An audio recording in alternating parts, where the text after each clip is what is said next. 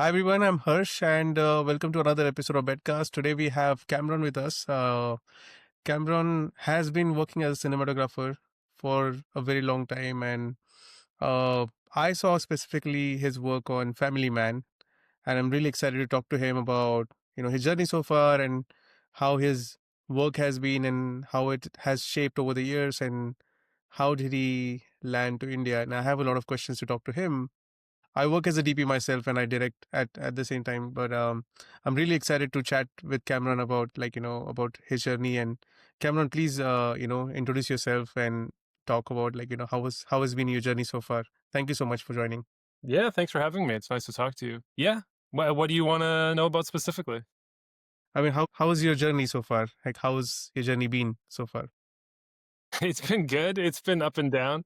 The journey has been, yeah, very interesting. So I guess, I started as a filmmaker in Canada and at a certain point decided that I wanted to try it out in the UK, see what it's like. And so when I came over, I just kind of did it abruptly with no real plan for any kind of way to actually get work. So when I got here, one of the first things that I did is I reconnected with some of my friends out in India because I knew they had some stuff going on and I connected with an agent out there. And so pretty soon until to moving into the UK, I started working over there. And that's actually been my main kind of gig since I've been out here. So it's been 7 years out here and mostly working in India. So that's been an interesting, I didn't expect that, but that's kind of how it went. So that's kind of cool.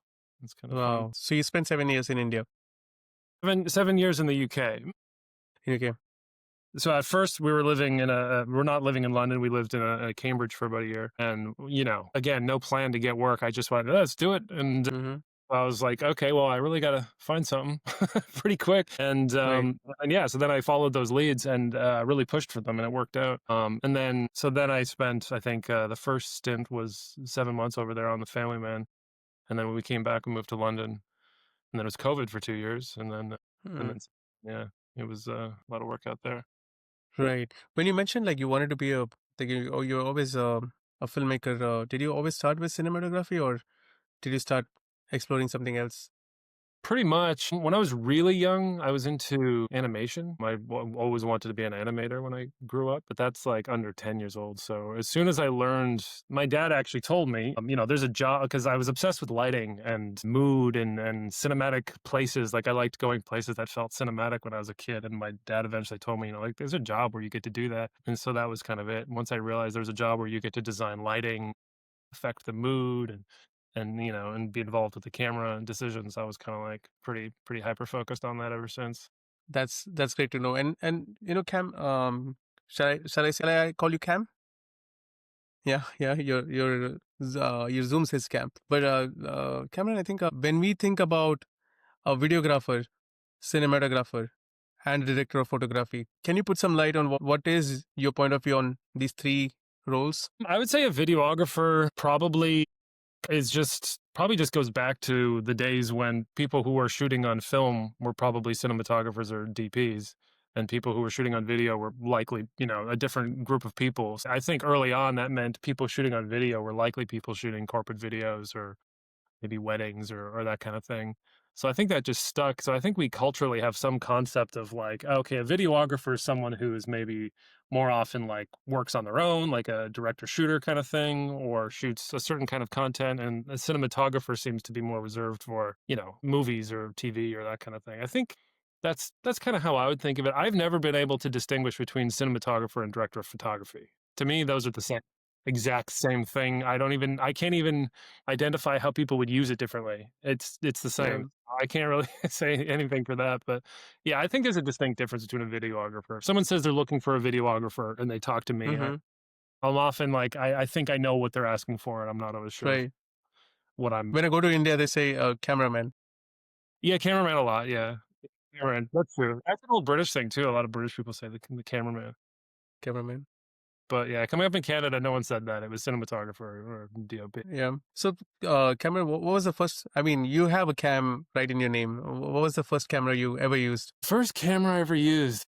When I was young, I didn't really have much in terms of motion picture filming. We did have a video camera at home, so I would mess around with that, like a tape, a high eight tape camera. So I'd mess around with that a bunch, and you couldn't do much with it, but I tried. So I just run around filming my friends and that kind of thing. But before that, and that felt more like just fun silliness. It didn't really feel like filmmaking to me. The first thing that I was doing that felt like I was trying to capture something cinematic was just photography, 35 mil photography. I think we had an old Sigma SLR in the house. And so I just would go around trying to capture and get my siblings to go out to like cool places like an old factory or something like that and take photos that were really trying to capture like a cinematic look. Not photography, but Mm-hmm. like try to look like getting over the shoulder shot and try to, shoot like it's a movie. So that Right. was really it, shooting on film. Yeah.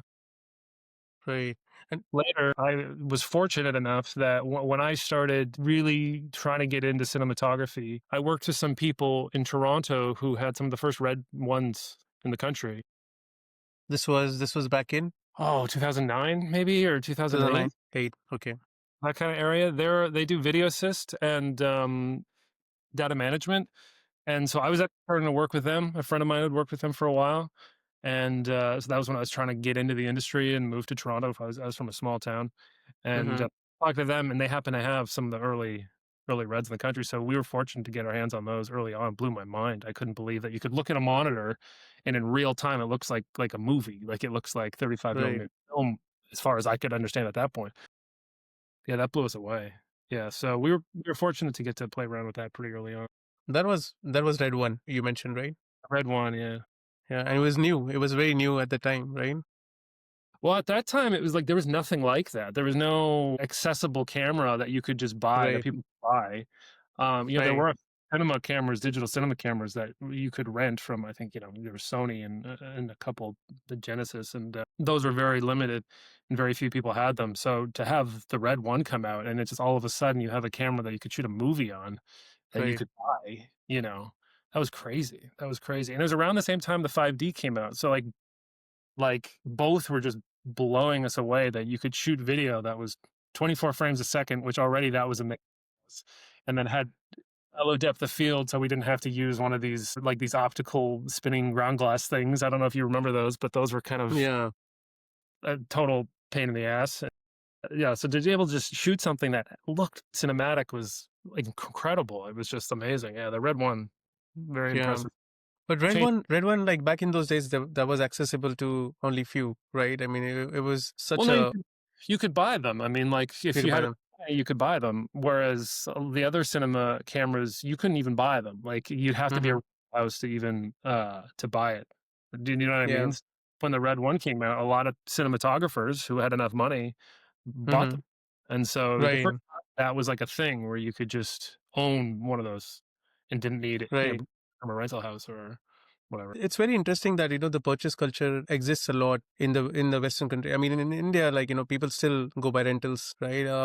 Like a lot of people, they don't invest in. I invested in my Red Gemini, I think almost 10 years ago, but that was my first big investment, and RE Ultra Primes. I think these were first big investments which I did 10 years ago. But when I still tell that to people in India, they say that, oh wow, that's so expensive to own it. But I think Yeah. like when you use it, so I mean, this was a thumb rule which was told me that if you're renting something like 5 times a month, or even more than that, it's better to own it than rent it, right? Sure. Yeah. I mean, obviously in Canada, it's a way a lot of people make a lot of money that way. Every focus Mm-hmm. point, like half the crew have stuff that they're renting to the production because they make money off of it. It's true. In Right. India, it's not like that. I don't really know why. I know that there's a different culture around the gear over there. Like it's Mm-hmm. very, they basically send out one person for each piece of gear to Mm-hmm. close to it and keep it safe. I did use my red camera on the Family Man a bit, which they seemed okay with. But yeah, everything else I've done over there, we've just rented everything. Yeah. Was it Red One? What do you used? The one in Family Man? Scarlet W. Scarlet W? Okay. Yeah, we had two Geminis for the main cameras, and then my Scarlet W for like a backup. I don't think you would have had trouble matching it, because the Scarlet is pretty good. Still pretty good. Totally no problem at all. Yeah, the only difference is the low light, but other than that, yeah, matched perfectly. Did you push a lot of low light on the Family Man? No, not too much. But one of the things I actually really like to do with the Gemini is I like to decide if I want to how much I want to see into the shadows. Okay, Mm-hmm. so um, I think most red cameras have always been rated at like 200 or 300 ISO. Most people are shooting at 800, which means you're getting more highlight latitude and less shadow. Mm-hmm. And that's a look that we all kind of typically like.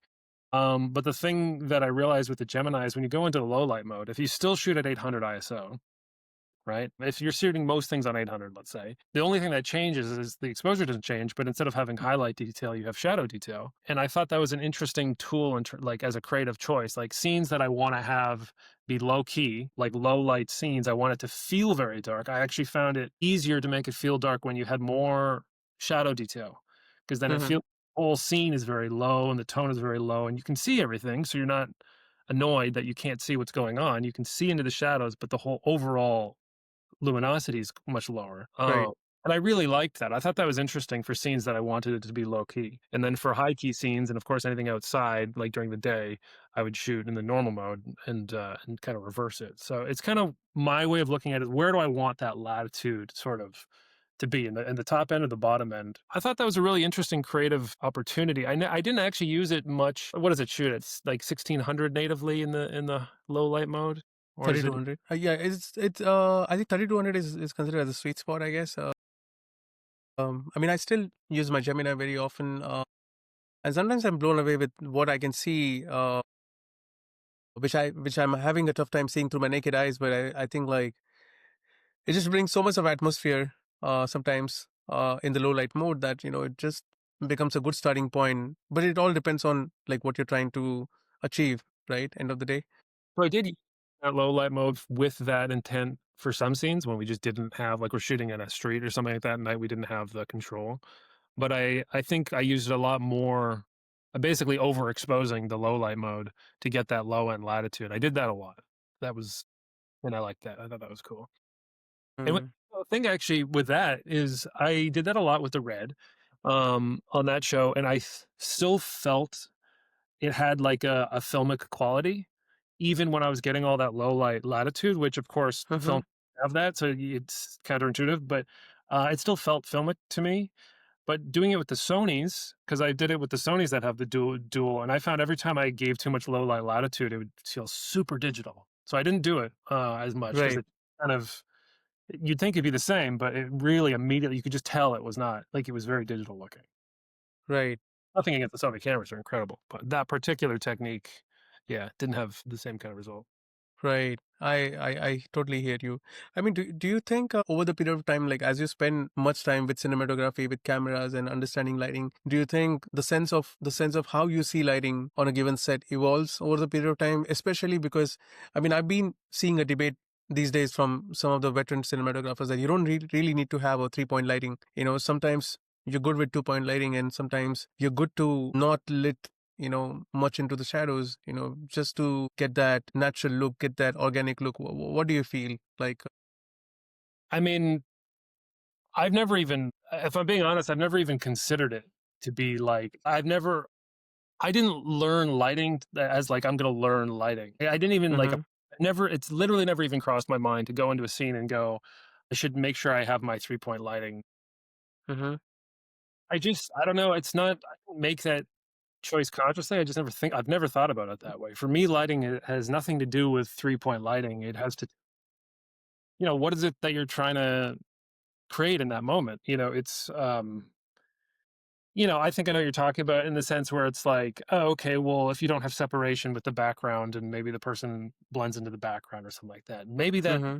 like crap, and you look at that and you're just like, I can't, I hate this shot, and I don't think anyone should ever hire me again. It's so bad. But like other times, you're like, actually, that feels exactly the way I want it to feel, right? Whatever Mm-hmm. it is that you want it to feel is right.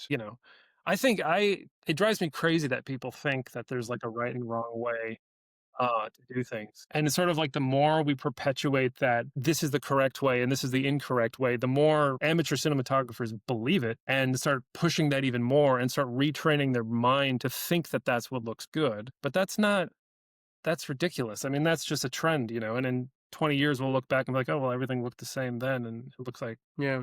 outdated. The only way to light, in my opinion, is like how you feel is right.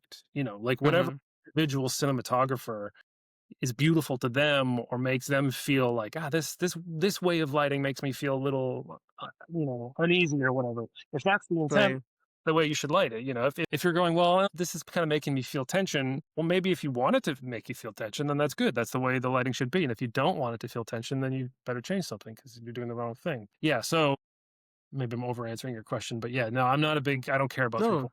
I don't care. Right. No, no, no. That absolutely makes sense because there's a theory which is taught in school or which is often, online, and people do understand and do spend time with the theories and do discuss those theories over the period of time and do experiment those when you're working as an independent filmmaker. But then as you are more exposed to the practical scenarios and as you understand, like the more time you spend time scouting and the more time you spend on, looking for practical sources of, light up to begin with, I think you just keep evolving, right? I mean, I was watching the behind the scenes of Complete Unknown, and they shot with 12,800 ISO on Sony Venice Yeah, on that, and that was a choice made by the DP. So exactly. that was the starting point they wanted to have, and they were shooting on very high apertures. I think probably that's the reason they wanted to go with a low light mode. But yeah, it's incredible like what cameras can do these days. And I don't know, do you have a favorite camera, or you don't care? It's a choice on the project. I have different. I mean, I have go tos. Just to make one last point about the 3 point lighting thing, because I don't want to come out the wrong way. It is a perfectly useful tool to learn how to light. So I'm not gonna because when you learn to draw a face, you learn to draw like, oh, you do the circle and the line and the line. Right. It's a way to learn and think about, okay, is there a key light? Is there a backlight? Is there a fill light? So it's useful in that way. So I don't want to knock anybody who's teaching that or it's totally useful, but it's not the way you light a movie. Anyway. So, favorite camera? I mean, I've probably used the Alexa more than anything else. Mhm. I think it's just because you start to, know what to expect. Like I was saying, when I saw that digital effect when I was shooting on the Sony, when you're filming something and you think you know what the monitor is going to look like, and it ends up looking a little different, it can kind of be a little, kind of throw you in the middle of the day. Mhm. So I worked with the Alexa a lot because I think I just know what to expect from it, and I know what to expect from the Red because again, I've been using those forever. Mhm. I like them both, but then it's also really fun to work with new cameras. I loved working with the Sonys, and I liked working with it. And anything that I try is kind of cool. So I'd be happy to shoot on anything. I think I used to be a lot Mhm. um, particular about it, and I think a lot more afraid, like to be in a situation where I don't know, I'm not confident with the results. But that's also because when I started, cameras weren't all the same. Some cameras were way better than other cameras. These days, pretty much any main brand is going to be fantastic. I mean, yeah. Right. I mean, I see how cinematography and how color grading is evolving over the period of time, and I these days I'm blown away with when I see YouTube videos graded so well, and they're almost as good as Netflix. I mean, people are learning color grading very well, and these tools are accessible. They're not very expensive anymore. You can go on DaVinci, you can get a free version of DaVinci and still do a great job in color grading. So with the evolution, do you feel that as long as you know the tools very well, you can get the results you need with the cameras? With the big cameras, I mean, especially if I'm comparing Reds, REs, and Venice, do you think that choice, let's Yeah, say, absolutely. I yeah, mean, I don't even think you have to know the tools that well. I think it depends on the kind of role you have. I'm the kind of person who is very tech minded, so I always really want to understand exactly what's going on with the color and the color science and all that kind of stuff. But a lot of cinematographers are not even that worried about that stuff. They have trusted people that take care of that. right. You, they don't even have to know. I don't even think you literally even have to know about it. As long as you have people that you trust and that are very good at what they do. Then Mm-hmm. yeah, Someone has to know. Yeah. Yeah. Then there's always a worry, right? I mean, I know that if you have trusted people you work with who are going to take care of the post production, amazing, nothing like it. But how, like, do you like to have a control of, it's there's someone who told me that garbage in, garbage out. It's like, you don't do a good lighting, don't expect the colorist to do magic, right? And that's where I think, like most good DPs, they try to have a good control over lighting. And like, what do you feel is your, how do you stay in touch with the colorist, and how do you stay in touch with colorist and stuff, and yeah, how do you? yeah, for Yeah. sure.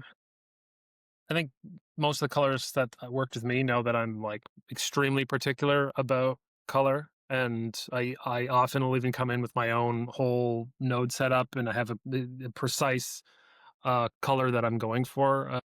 Nice. Some colorists are like, right on, that's cool, and I love it, and I love talking about it. And other colorists are like really offended that I do that. So is what it is. I the way I like to do things is I kind of get very obsessed with the idea of having one look that works for the entire film. Hmm. Look that, my goal is to be able to shoot in such a way that you apply one look that we develop and then we turn into a LUT so we can use it on set, and that it'll match and it'll never fall apart, and then in any lighting condition it'll still work. That's like my dream, because that's how film works. You don't have to have a different, for a different lighting setup, a different film. You might use a different like sensitivity or whatever. But so I usually am trying to do that. It's not as easy to do as, I'd like it to be. But that's usually most of my films. I try to have one look for the entire film. And then I get very Mm-hmm. frustrated. Specific scene needs to have a little different color grade to it. And usually there's a couple that do. So yeah, so I like to do that. So then any differences in the look definitely comes from the lighting and from what we do in camera. I don't want to do that with the color grade. I want to be able to have, like, let's say I want to shoot it at twilight and have it be very blue, or fake that, let's say. Mm-hmm. Well, I want to do that in the white balance in camera. I want the LUT to be able to hold up and not fall apart once it gets pushed into blue. So that's what I'm trying to work within, so that it will work no matter what I'm doing. If I have a high key lighting or low key lighting, it always works across the board. That's the way I like to try, at least, to approach it. And then, like I Mm-hmm. said, cases where you kind of have to fix stuff anyway. But yeah. Right. Let's say we take the case study of Family Man, and like, did you have to like the look you decided on Family Man? Did you plan that look in pre-production before you went on set, or how did No, that work? one was a bit different because I did have a look that I developed, but I also developed it in DaVinci Resolve, and then we ended up using Baselight. But we colored that during COVID, so I was at home watching an Wow. calibrated monitor. That was a really difficult experience. Like it was just everyone was panicked. That was COVID, right? No one knew what was going to happen and how we should even approach things. So we were figuring it out every day. Everyone involved was like, okay, how are we going to color this thing? How are we going to do the VFX? And so everyone's at home trying to figure that out. So that was a wild experience color grading that. So I wouldn't say that in any way represents the way I would normally approach it. Yeah. Yeah. So we did what we could. Did you discuss the looks with the director, or did you have the freedom to do that, or like how technically involved the director was? Yeah, there was Raj and DK were more involved in the post part than Suparn was for the Mm-hmm. family. And they were kind of more like, let me and the colors do what we want to do, and then they'll have a look and see if they're into it or not. And they usually were. There was a few times where they wanted to change some things. Mm-hmm. But yeah, I think we kind of talked about how we wanted things to look, and we wanted to keep it true to the first season while also pushing it. My whole thing was like, I don't want it to feel different than the first season. Like, I don't want it to be like a whole other look or a whole other space. I just want to take that and see if I can even enhance it more, and, bring more out of it while still existing in that same universe, if that makes sense. And then we had a little bit of freedom when we were like, okay, so the stuff that takes place in Sri Lanka or in Chennai, that can have a bit more of a look, while all the stuff at home in Mumbai is more similar to the first season. And so we all kind of understood that throughout the whole process. And then, so the only times that I think they were more involved or had a particular point of view is like for flashbacks and those kinds of things. This has been my experience always, and I think other DPs have probably experienced this. I always want to keep things very subtle. And if we're doing a flashback, I don't want to go too far. I still want to keep it very subtle. And directors often really want to push it a lot further. And so that was Right. a discussion. They were like, no, no, way further, like really make it feel like a completely different thing. And I was always trying to like preserve all the little things that I did to, but I think they were right. I mean, you really want to make that flashback feel Yeah. Do you, flashback.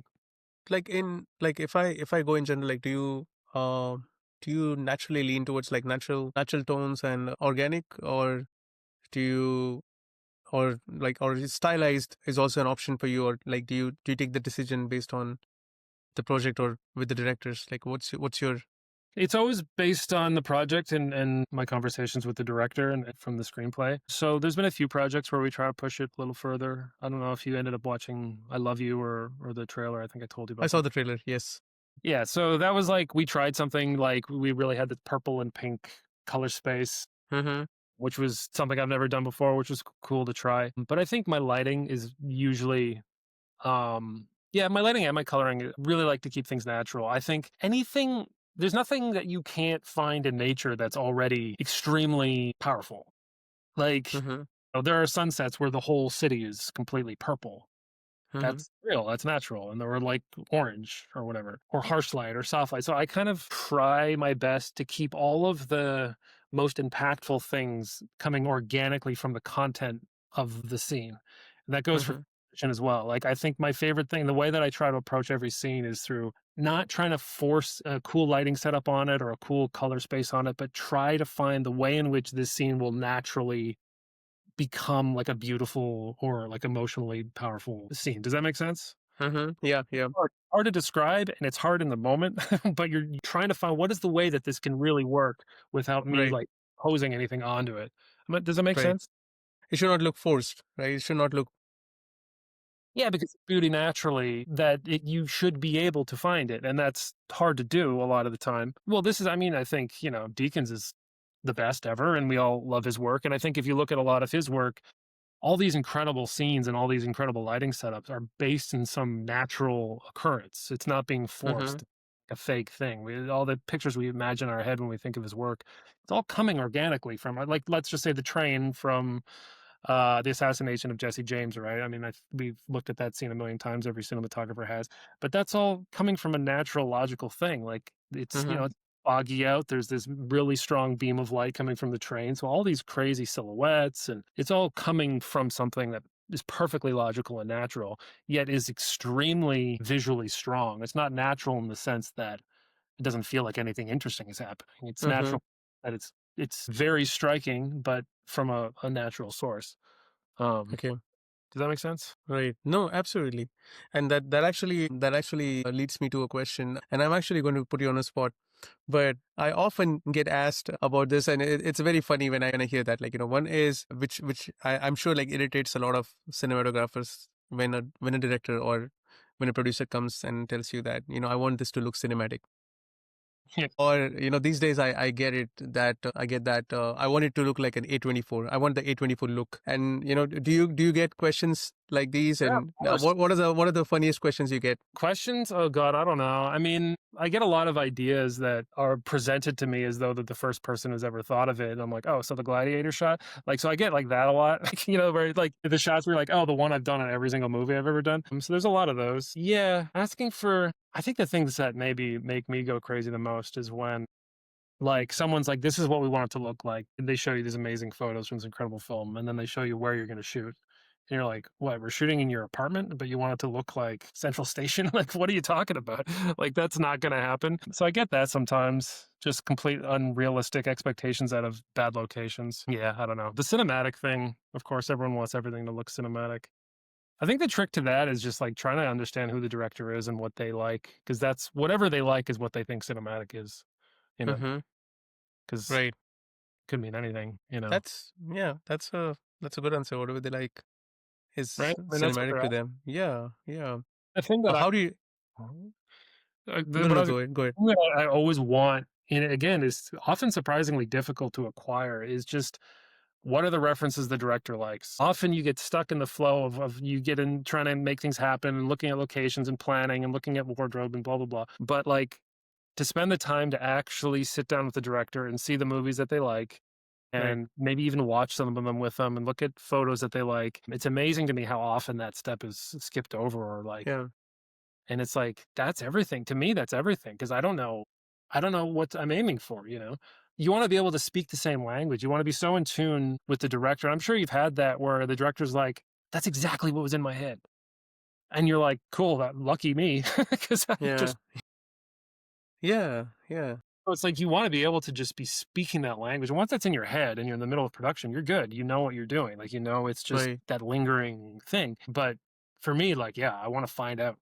And so when they're saying things, because, no one's perfectly articulate. So when a director's going like, "It needs to be more cinematic," if you get to know who they are and you know their references and the shots that they love, then you know what they're talking about. You know? Yeah, I think you mentioned a very simple yet amazing thing, and oftentimes it comes with maturity. I think it comes with a lot of time you spend with cinema. That you need to understand. If you are the DP, you need to understand the director and his vision so well that you need to get that, and that's often done in pre-production. Oftentimes, I think I see new DPs. When I direct, I work with different DPs, and sometimes I see a younger DP who would like if I'm producing some stuff and if I see the director and the DP is not getting along, I feel sometimes the DP walks out because sure he knows a lot more technically, but he's not able to get what the director needs, and that's sometimes it becomes an ego issue. But then the more time I spend, I've realized that it's end of the day you're serving the project than you're serving anyone, right? No, I've And had the other it's thing happen too. I've had arguments with directors because they were feeling too much pressure and they were feeling too much influence by other people and they were trying to get the scene done or they were trying to rush it. And I've been getting in arguments because I know what they want and I know Mhm, this to get them what they want. right. And they're falling for different issues and pressures. And of course they are. And I don't have to deal with a lot of that stuff. And so some of the arguments are literally, I think some DPs are literally going, yeah, but this is going to give you the thing that you're going to want. And when you're in the edit, you're going to be really happy we did this. That Mhm, happens too. Both happen. right. And And of course, both happen. Plenty of right, ego is also involved all the time. But yeah. right.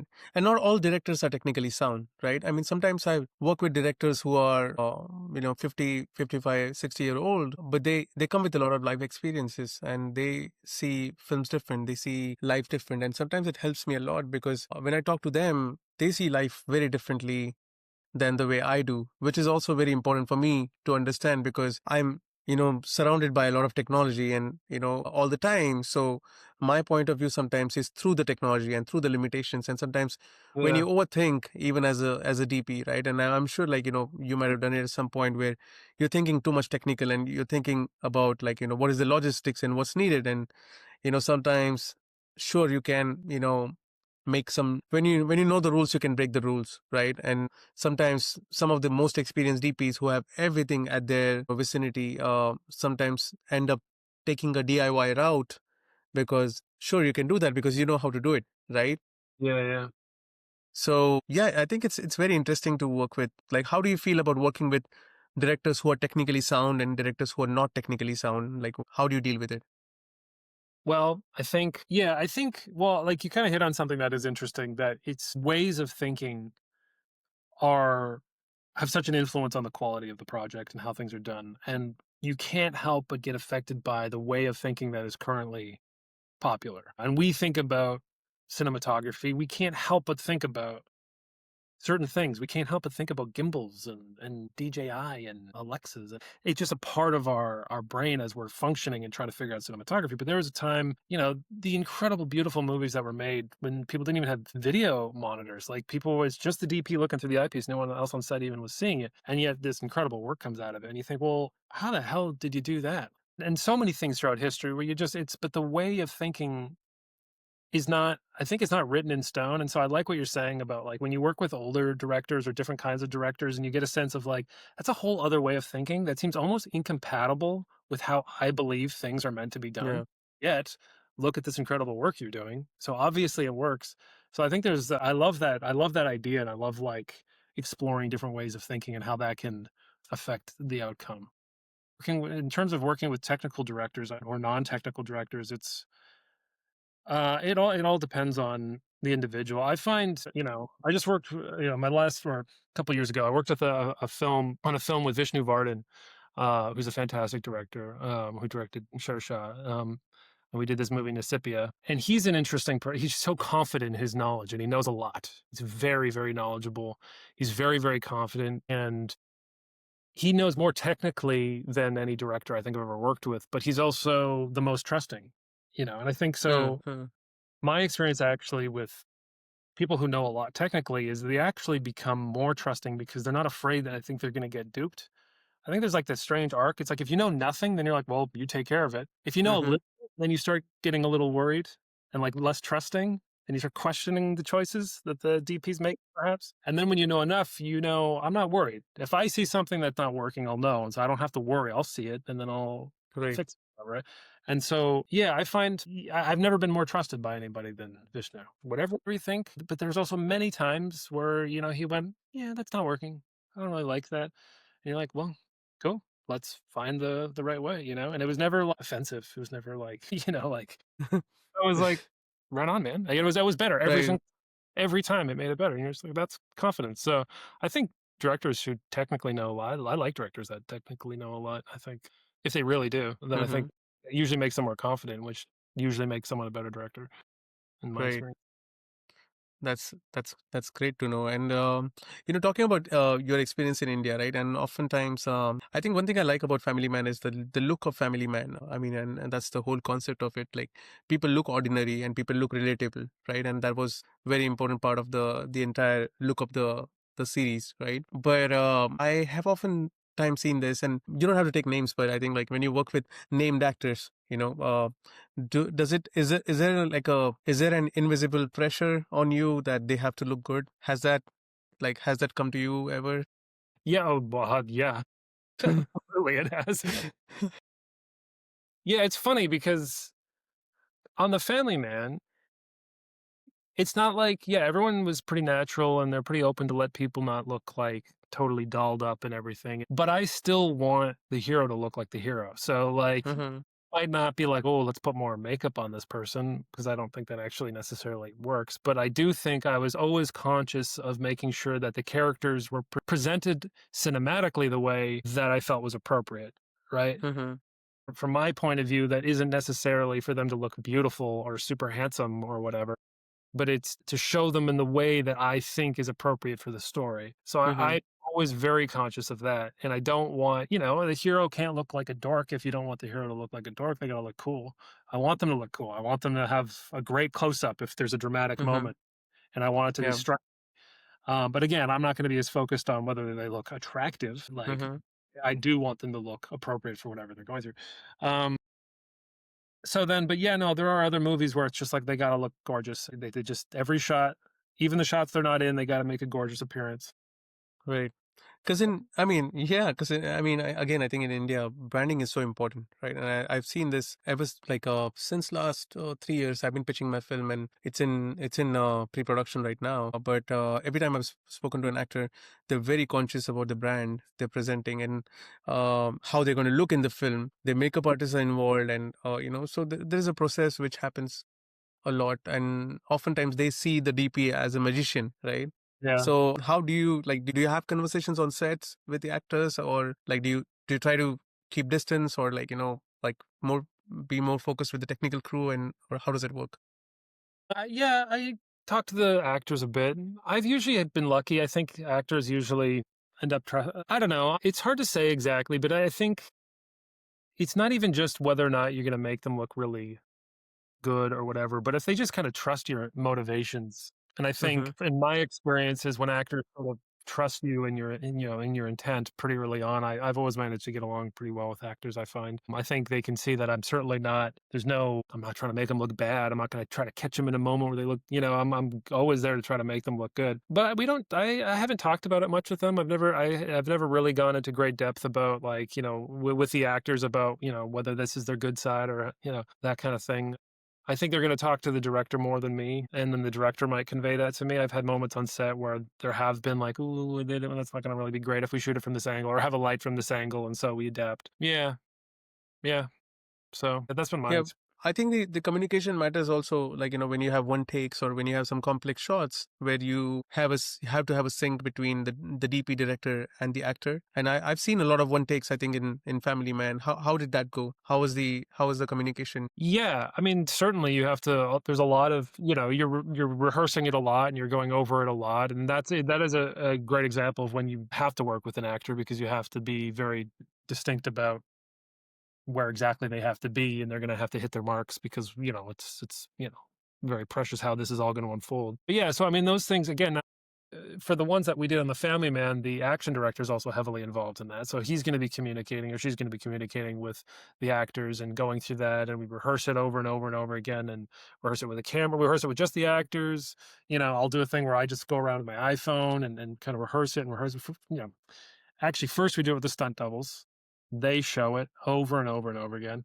Then the actors start getting involved. Maybe we do it half speed so everyone can get their positions. I'm trying not to distract anybody, but I'm also trying to figure out my choreography so I can go, okay, this is going to be the position where that shot is going to sell, look the best, or that punch is going to sell. It's not going to look like a miss, or it's going to look nice, or whatever I'm trying to figure out. And so I'm doing that the whole time. And then the more we do it and the more we do it, and it starts to become a dance that we all know the moves to. And so by the time it comes down to the actual shot, everyone's pretty well versed into what's going to happen. And then, yeah, there are little things where you have to go, "Ooh, watch out for that," or you got to whatever. But with the one takes, it's just about, yeah, I mean, it's like theater, right? You got to rehearse and rehearse and rehearse until you can do it. And it's just second nature. Right. And everyone's Right. involved. The director's involved, and if it's a dance, there's a choreographer involved, or a stunt coordinator, or action director, or whatever. Right. And it's still you get it, right? I think that's the most exciting thing when you get it. Yeah. When you get it, yep. Um Yeah. So on a set, again, I think this is again based on my experience. On a set, oftentimes everyone is looking at the lighting and why is it taking so much time? And how do you deal with the timings? Let's say you get an hour to light a situation. Do you keep contingency with you, or do you keep a backup, or do you keep a buffer? Because lighting is something which always takes the time, especially when you need like really good lighting, right? How do you deal with that? Like, I mean, that's the constant fight the entire time. That's the whole you never have enough time.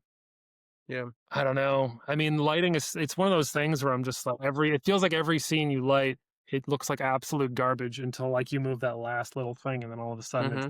ready to go and then you panic and then there's a C-stand arm and you just gotta the longest time I find on set, the Mm-hmm. longest duration of time is if there's like a C-stand on the shot and someone has to run over to pull it out of the shot. Nothing feels longer than that moment, even if it's 10 seconds. People behind the monitor watching for some, and the amount of times I'm like, just leave it there. It's like, no, we'll move it. It's going to take a couple seconds. But that feels like an absolutely eternity when someone has to go just make that one little adjustment. So, I mean, it's time and lighting, and it's such a relative thing. Things that feel like they take a long time and things that don't, it's the constant, I try to get I try to be as knowledgeable as possible. I don't trust what other people's opinions are of how long something is taking. Because, like I said, sometimes things feel like they're taking a long time, and sometimes they don't. If everyone's chatting and having a great chat over lighting, that's a nice technique. Yeah, talk to the actors because they really, let's figure out and then the director and the actors are having a blast figuring out the scene, and you have all the time in the world to light. But if everyone's just sitting around waiting, then that feels like an eternity. So I try to. I've had people like my assistants like record every single lighting setup because I want to know. I don't want to just guess at how long something is taking. Like I want to know precisely how long are we actually taking, and then we can start looking at that data and going, okay, we did actually take a bit long on that lighting setup. Why was that? Because did we get distracted? Did someone start chatting about something? Every lighting setup takes a different amount of time, obviously, but I do like to have an accurate measurement of, Hmm. Did what you it have what enough time? it takes. Do you have enough time for lighting on Family Man, or was it like a tight production? That was we had a lot to shoot in a very small amount of time. That was a very intense schedule. We had a 22-page day, 22 pages in one day. That 22 was, pages a day? yeah. Wow. And so Wow, that's crazy. That's the crazy. How many days of production was that? I think we did, what did we do, 65 or something like that, maybe? Yeah, something like that, 64, 65. We did 65 shoot days. more than what ended up in the final show, so there were, like, uh, parts of, like, storylines that we originally started shooting that ended up getting cut. Yeah. Yeah, So the that was scenes were long, or like 22 pages is like 22 minutes for the film? yeah, Wow. that was crazy. Well, that was because I think we had this one location that we had to try to get as much done in as possible, and, I don't think we were gonna have it for any longer, so we just basically had to do it. And so that day, it's crazy. We brought in another camera that we didn't get to camera test, and then it failed on us, and so we lost it. And so the way we did that actually is because we're in this one location, there's different scenes going on in that same place. I was running back and forth between 2 setups. So we were shooting over here, I was lighting this, getting those cameras set up, and then we were also lighting another one so that the B unit can film that other one. So we were fortunate in that case that we have Raj and DK directing and we have Suparn directing. So Suparn's directing a whole other unit that's just over there. So I don't have another DP necessarily, so I still have to go over and light it and make sure that it's looking right. But then they film it and I run back to the other one and light that and shoot that. So that was a crazy day. That was really intense. But yeah, so yeah, not enough time to light. But Not enough time, we right? I figure it mean, out. that's Yeah. if I see an average, like how much time did you get to light every scene on Hey, Family Man? completely different, right? So the show like The Family Man, it's like there's a scene of two people sitting in a living room talking, and we don't spend any time lighting. We go, "Oh, cool, the natural light looks good. I think we can get this scene done before any light changes. It's the Hmm. afternoon, light's not going to change. Light looks good. Let's film." So there was no setup whatsoever. And then there's other setups where, like when you're doing a one take, well, that's 3 days to set it up because I have to light the entire place. We're rehearsing, of course, at the same time, but when Right, you shoot all these different sections and they all need to be lit, we lit that for days.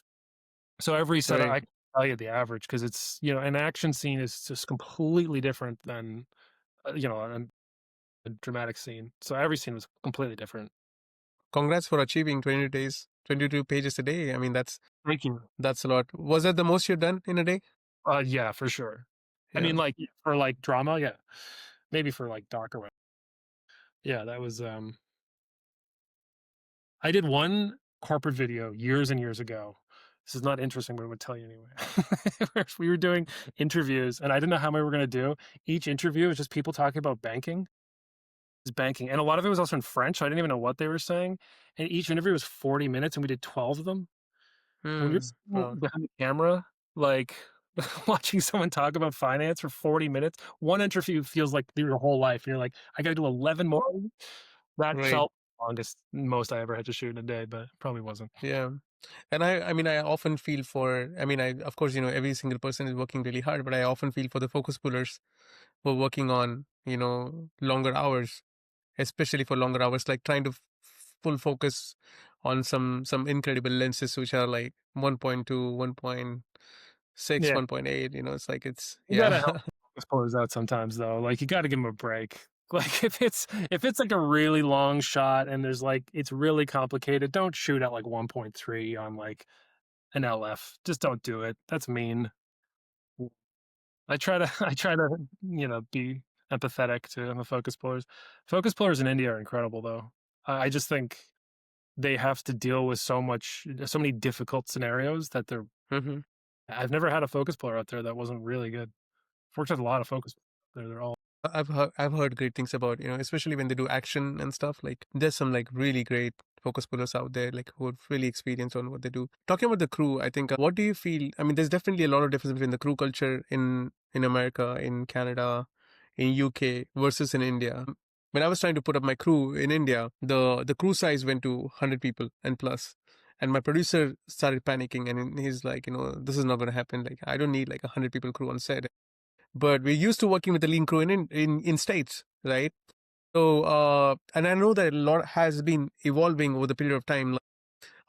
We do a lot of stuff ourselves, like getting the generator, turning on the generator and stuff, and sometimes you have a like an assistant to take care of that. But in India you need a guy who comes with the generator and someone who starts the generator, yeah, right? yeah. So how was it working with a big crew, and like how was your experience working with that?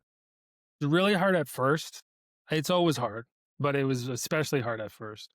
The thing that has never gotten easier is moving that volume of people. That's the Mm-hmm. hardest thing ever. Yeah. If you're on any size set, but especially a small set where there's 100 or 150 people on set, and over there they all want to be on set.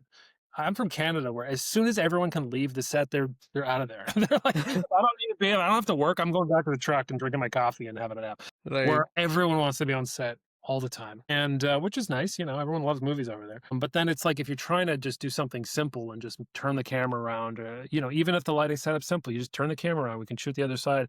Just getting people to move takes Mm-hmm. forever. It's unbelievable how long it takes to clear a room, and Yeah.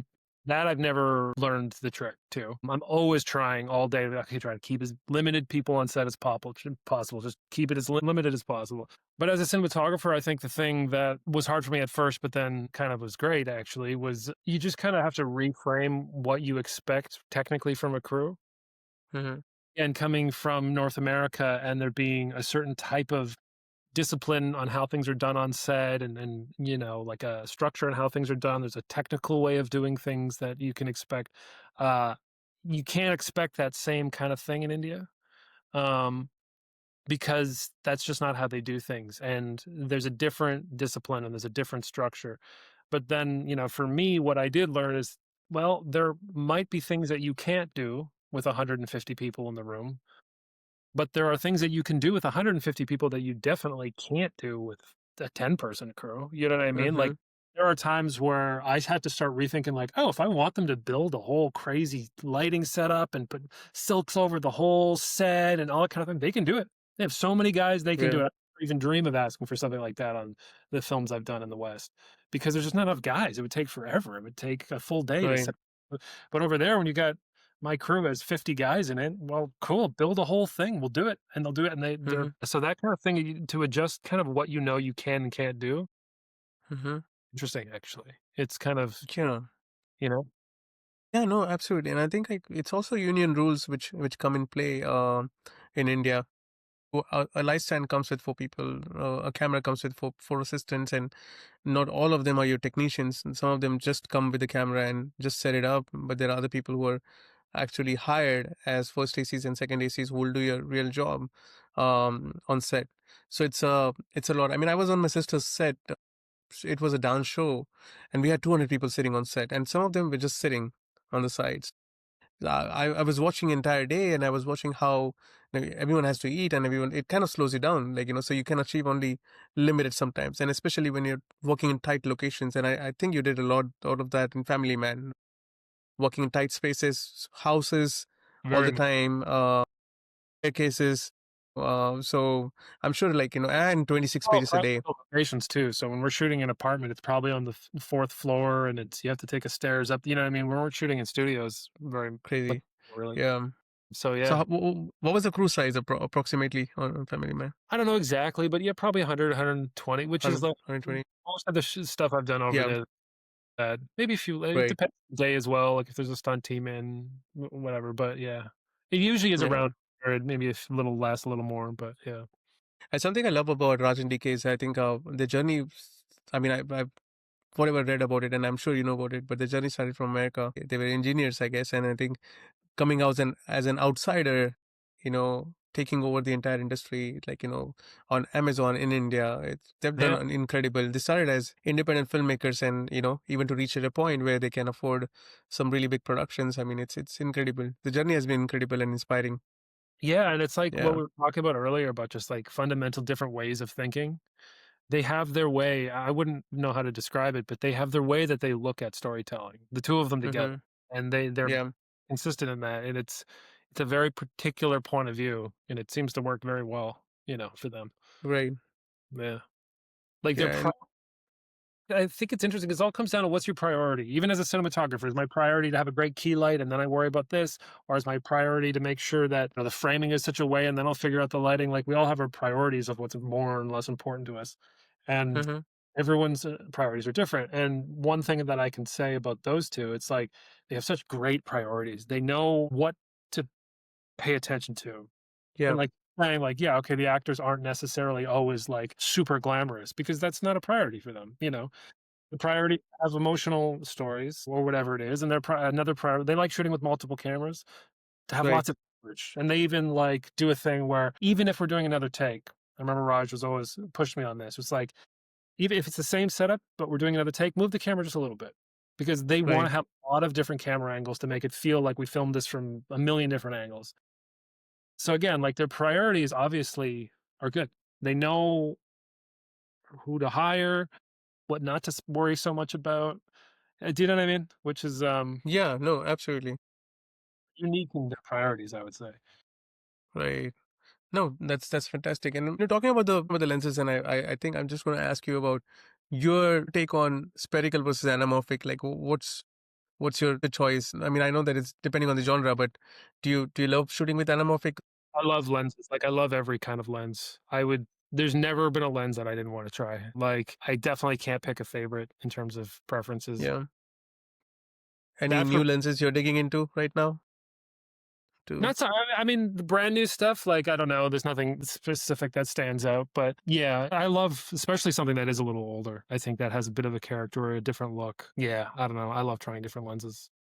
And it's amazing that, like, these days the newer brands are also uh like making vintage lenses which are quite Yeah, affordable now. I mean, it's amazing that we're living in a time where technology is evolving so much that you have an access to some looks and some textures which were only available in expensive lenses, true. right? Kinda crazy, actually. The lenses that are available now that you can buy for, like Yeah. yeah, very How cheap. do you, if I have to ask you, on technology, I often see, people definitely invest in cameras over here, but then also they start panicking when a new camera comes out. And what would you like to tell people about, new DPs about investing in cameras, and how should they use the tools? Well, there's the creative artistic side of the job, and then there's the, like, getting work side of the job, and they're not Mm-hmm. necessarily the same thing. So, yeah, I don't know. I mean, sometimes you might get hired because you have the hot shot new camera. I don't know. I mean, that's people like you actually have to worry often more about what the people who aren't technically proficient think Mm-hmm. than the DP who's like knows 1,000 times more than anyone else is going to know or even care about this technology. So yeah, I don't know. I mean, if there's an anxiety about owning the newest camera, my camera's super old and I still use it all the time. I think it looks great. I think it looks fantastic. Yeah. Again, most of my bigger projects, I hire gear, so I just hire whatever was appropriate or new at that time. Uh, Mm-hmm. I don't know. I don't think the anxiety is the same for young DPs. I don't know what young DPs are feeling right now. I think there's a lot to be concerned about for young DPs, other than just cameras. When I was starting out, the excitement or fear or complications about new cameras was way more intense because everybody who worked in the industry was working with film. All these ACs had been using the same film cameras for 20 years, and so for them to be like, "Oh, we have to learn a whole new technology," all of a sudden, I'm 55 years old. I've been using the same camera my whole career, and now all of a sudden I have to be like every year I have to know a whole new thing. That seemed really intense. But I think this generation and even my generation, it's like all we've done is learn new technology the whole time. My whole career has been defined by having to learn about the new thing. So I don't think it's like I think everyone's used to it. I think young DPs now are like they were born into a world with iPhones, like they've been Mm-hmm. adapting to technology every day, Yeah. so oh, no, I think it's probably I don't know, I'm just Yeah. speculating.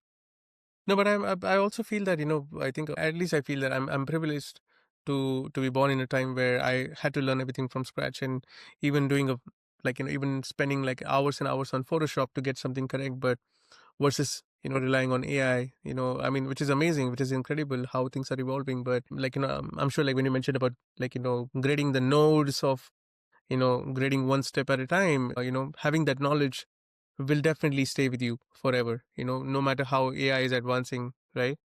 Yeah, well, I think the fear with AI, I've had this fear for years now already, which was that, like, I started to see the shift between independent voices towards a singular style. Like you said, like, oh, the A24 look.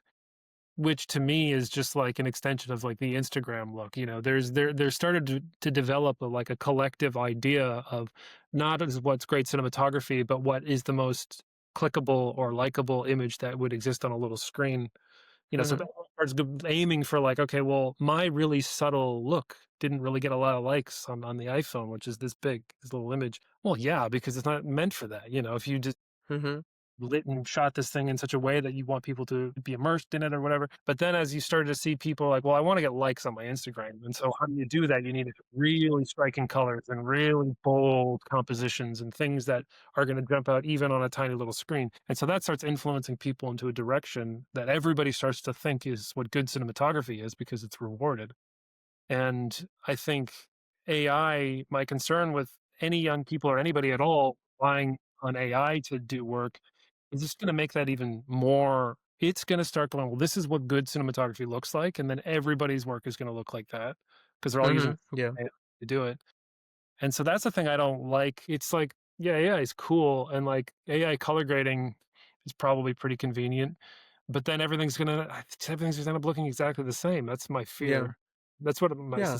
when no one can start to go, well, I've just been doing this based on what I thought looked good, and that's what I've been Mm-hmm. doing my whole life. You know, people doing that, but a painter or a photographer or whatever, just going, "Well, I liked the way that that line looked, and so I'm gonna Yeah. do more Yeah. things like that." And so then multiple years later, you look at that artist and go, "They have such a distinct style," Right. because completely were just having a conversation with themselves, Yeah. where it's always just measuring against the mass, then in trying to fit into that mass, then your work's just gonna be defined by whatever is rewarded. So I think, Mm-hmm. rid of voices. Maybe I'm going on too much about this, but Yeah, no, no, no, you're fine. I mean, which is why, as even as DPs, like, I think if I've owned like Ultra Primes for like last like almost like 7 8 years now, but I'm also bored of it. Like sometimes, like, I want to like, trade them over some weekends. Maybe get a set of anamorphics, or like, get a set of Kawa, like, just for fun, because when you shoot with the same lenses for a period of time, you get bored of it, and when you shoot with the same camera over a period of time, you get bored of it, and you want to experiment that and work with different cameras, different lenses, and that's what keeps you unsettled. But it's also a good feeling because you're not relying on that AI tool or LUTs to achieve yeah, something. You're often trying to. I mean, if anything, which I've seen last week, the Smashing Machine, I've realized that they shot it on VHS and 16 millimeter, and then they upscaled that for IMAX, which yeah, is incredible. I mean, that you yeah. can do that in a time like this. That's So amazing. yeah, there's so much you can do these days, with the available technology that, but it's also, I think it's good that when you are like someone like you, who has evolved with so much of experience, starting from Red One all the way, to working with some big cameras today, it's also the knowledge and experience which you have gained over the period of time, which will always stay with you. So I feel that if anything, someone has to learn from a journey like yours, I feel that you have to still do your due diligence to work, I then think I do. having. I mean, it depends on what your goals are, you know? If it's just to get hired, then I think, I don't know, maybe you can get hired just by using what's popular and that kind of thing. But if you want to, if you, and I think most DPs want to be, I think there's a creative drive that is pulling you to want to do this. And uh, I think the only way to satisfy that really is to, have that journey and to learn those things on your own, you know? Yeah. Cameron, thank you so much for your time. And we chatted a lot. And one last question I have with respect to the future of cinematography and how, how things are emerging. Do you see a lot of virtual productions coming over in future? Yeah, virtual productions and Unreal Engine taking over in future. Yeah, a bit. I think it's a cool technique. I think it'll become more popular. I think that the risk is that a lot of people, I think some places are getting set up that aren't necessarily don't have the technical research that some of the more pop like the big mainstream ones have. And so I think that they're maybe not going to deliver the same results. So I could see a lot of people trying it and going, oh, that didn't really work out that well. Like, it's one of those things that it's like so highly technical that I think it requires such a very, very strong technical team to do it well, which is always limiting because it's going to be expensive kind of no matter what. I don't think it's something that is going to be easy to do cheaply because it's just the nature of combining digital recording technology with a screen. It's just always going to have a technical barriers. I do think it will become more popular. I think what I'd like to see is more people using it in more simple ways that like, it's like, oh, we just have a shot where it's out the window. It's just one little thing. Mm-hmm. Becomes like a normal, like, oh, you just use it for a day for one little setup, and you're not trying to create like a whole virtual world. Yeah, I think it'll become more popular in those ways. I think it's a very interesting technology, but I do think it's sort Yeah. of an highly technically demanding. So Right. I don't know if there's a way around that or not. I don't. Yeah, and it's always like it can also be very efficient and like budget saving, right? I mean, when I see the hurricane scene from Fables Man, Hmm. it's achieved on Unreal Engine, and I think it would have costed them a lot more with respect to VFX and other stuff, right? So I think achieving that on a controlled environment, I think it's amazing that we can do that in this time. One question, Cameron, I get asked a lot by a lot of filmmakers who are starting out, or like, do you think vertical films are going to be more common in future, like, I or was is it thinking, already happening? I was thinking about this recently actually, because on one hand, I'm like, why shouldn't it? Like, why not? Why on earth not? Yeah. People watch Oppenheimer on their phone. Like, why wouldn't Mm-hmm. they watch something that was designed for the phone? But then Mm-hmm. I'm also kind of like astounded by the kind of content that's made in the vertical format.